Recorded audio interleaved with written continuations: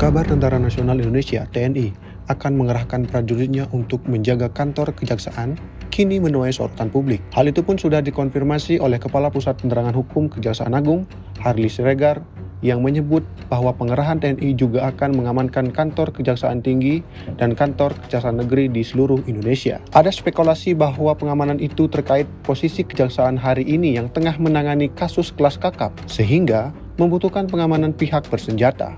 Wacana tersebut tentu menimbulkan beragam polemik, terutama dari koalisi masyarakat sipil dan pengamat militer. Ada yang mendukung, dan tentu banyak yang menyayangkan kebijakan tersebut.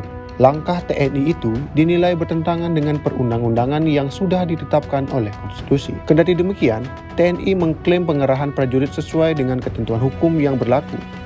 Lantas, mana yang benar? Berikut hal-hal yang perlu kalian ketahui seputar polemik TNI kawal kejaksaan. Pertama, instruksi pengamanan kejaksaan muncul lewat telegram Panglima TNI.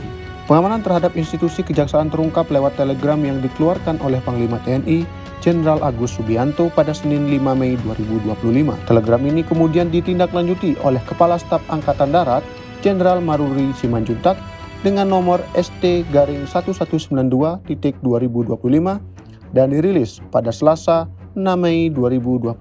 Isi dalam telegram itu, Maruli meminta agar dikerahkan 30 personel prajurit TNI untuk melakukan pengamanan di semua kejaksaan tinggi di Indonesia. Lalu, 10 personel dikerahkan ke kantor Kejaksaan Negeri. 2. Pengamanan kejaksaan oleh TNI berdasarkan nota kesepahaman atau MOU sejak tahun 2023. Menurut Kepala Pusat Penerangan Mabes TNI, Maijen TNI Kristome Sianturi, bahwa pengerahan prajurit TNI untuk pengamanan seluruh kejaksaan negeri dan kejaksaan tinggi di Indonesia adalah kerjasama rutin di antara dua instansi.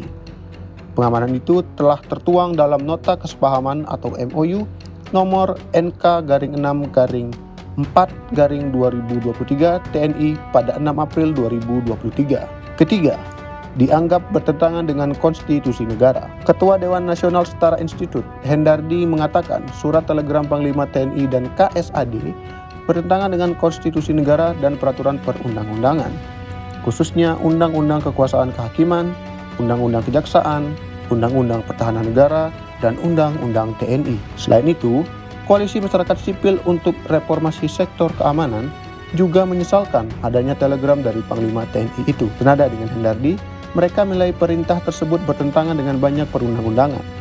Selain kedua pihak tadi, pengamat turut menyayangkan kebijakan tersebut karena dinilai tak masuk dalam ruang lingkup tugas TNI dalam sektor pertahanan. Keempat, dugaan motif politik di balik pengamanan TNI di kejaksaan. Hendardi dari Setara Institut juga menilai dukungan pengamanan kejaksaan oleh TNI menimbulkan pertanyaan tentang motif politik yang tengah dimainkan oleh kejaksaan melalui kolaborasi dengan TNI yang semakin terbuka. Dia mengatakan, kejaksaan harus memahami bahwa institusinya merupakan bagian dari sistem hukum pidana yang sepenuhnya merupakan institusi sipil. Tarik-menarik militer dalam elemen sistem hukum pidana akan bertentangan dengan supremasi hukum dan supremasi sipil. Selain itu, mantan Menko Polhukam Mahfud MD menilai langkah itu menunjukkan situasi yang tidak wajar dan bisa menjadi indikasi adanya pergolakan serius di internal lembaga penegak hukum, baik di tubuh kejaksaan, TNI, maupun Kepolisian Republik Indonesia. Mahfud mengungkapkan bahwa ketegangan antara Polri dan kejaksaan sudah terlihat jelas sejak lama.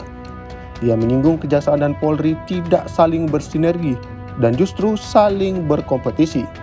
Sehingga hal itu membuat kejaksaan lebih memilih TNI sebagai pengaman proses kerja kejaksaan. 5. Berpotensi menimbulkan dui fungsi TNI. Dengan adanya surat perintah dari Panglima TNI, Direktur Eksekutif Yayasan Lembaga Bantuan Hukum Indonesia YLBHI, Muhammad Isnur, mengatakan tugas dan fungsi TNI seharusnya berfokus pada aspek pertahanan dan tidak masuk ke ranah penegakan hukum. Pengerahan prajurit TNI, ujarnya, malah akan menimbulkan kekhawatiran dui fungsi TNI yang semakin nyata. Nah, bagaimana menurut kalian? Mengapa Kejaksaan RI memilih TNI ketimbang Polri dalam pengamanan proses penegakan hukum?